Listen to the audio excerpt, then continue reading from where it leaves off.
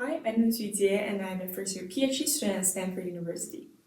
Today I'm introducing you to this work titled Embodying Physics-Aware Avatars in Virtual Reality. This work was done during my internship at Microsoft Research with collaborators Cheng, Wang, Andy Wilson, Ofek, and Gonzalez-Franco. Virtual reality enables users to possess a virtual body beyond their physical presence. To induce the sense of virtual body ownership in VR, synchronizing the user's motion and avatar's motion is a crucial factor. One-to-one mapping between the user's motion and virtual body motion, however, often leads to unnatural behavior, such as hand penetrating to objects or unmoved user body when hit by a stimuli.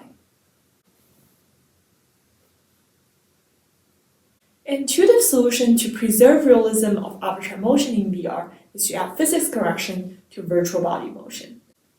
Here, the visual rendering of the hand always lies on top of the virtual objects, even though the true user motion might already penetrate the surfaces. While such a solution preserves realism of avatar motion, it also creates a visual proprioceptive mismatch between the avatar and the user's own motion. It is unknown how such a discrepancy impacts embodiment. In this work, we evaluate how physics-aware avatars impacts embodiment. To understand this, we conducted a within-group user study with 20 participants in which they trialed both physics-aware and no-physics avatars in VR. To evaluate the embodiment level, we adopted the embodiment questionnaires by Peck et al., which contains 16 Likert scale questions. In particular, participants were instructed to perform active and passive interaction tasks in front of a virtual mirror.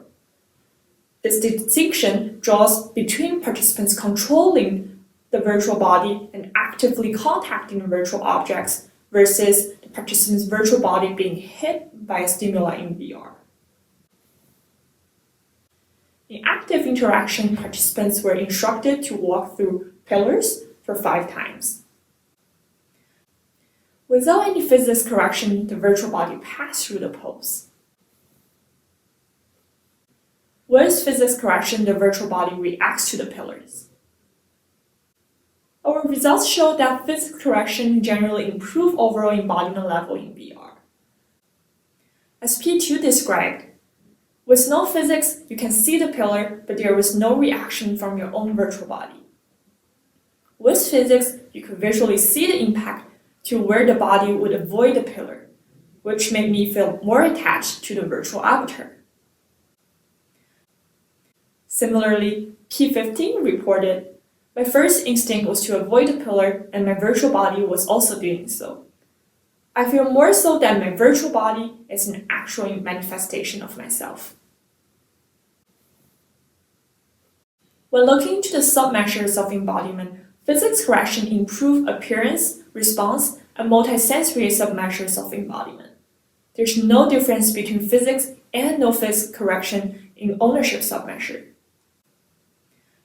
This shows a possible duality and trade-off in active interaction, where we need physics correction to maintain realism and plausibility of avatar motion, but this could also limit the improvement of subjective control users might feel over the avatar. In passive interaction task, the participants was hit by a ball in VR. Beyond embodying both physics and no-physics-aware avatar in VR, we also want to study how participants react to different levels of physics correction. This is, in essence, a threshold question. What is a good enough body response to the stimuli presented?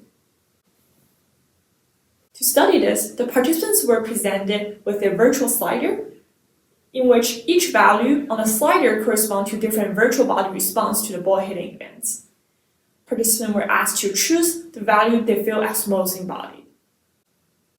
The virtual body reaction on the slider ranges from the virtual body completely fall after the hit to no movement at all. Here are some other sample motions on the slider.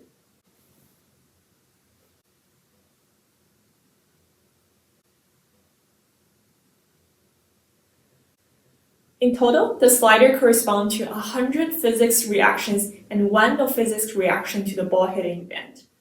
We calculate the offset between the user and avatar bodies with the largest joint displacement in reaction to the ball hitting. Overall, participants found most embodied with offsets between 32 to 35 centimeters from their true body motion. This also uncovers the preference threshold for ball hitting stimuli. As of the reasoning behind this selection, most participants echoed what P13 said here. I envision myself when I get hit, I will move a little bit, but not too much. As of the embodiment results, we see a similar trend as we saw in active interaction, where physics correction generally improves embodiment level. To be noted that when participants experience an overcorrection of physics motion, for example, when avatar completely falls after the hit, they reported the strongest disembodiment level.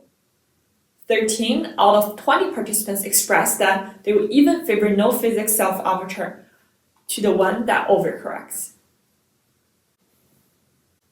To sum it up, in this work, we made the first step to evaluate how physics-aware avatar impacts embodiment. This question, in essence, is an investigation of duality and trade-off between environment awareness and body awareness in VR. Our results show that preserving physics realism of body motion in VR could improve body awareness, while overcorrection in physics backfired. We see future work can extend our study to various directions. In this work, we only studied upper body tasks with a set of stimuli. Future work could look into how current results transfer to various other body parts such as feet and hand, and different context stimuli. Other directions include how we can design for awareness of physics correction, alternative metrics for embodiment beyond questionnaires, and impact of avatar customization. Thanks for your time. Please refer to our paper for more detail.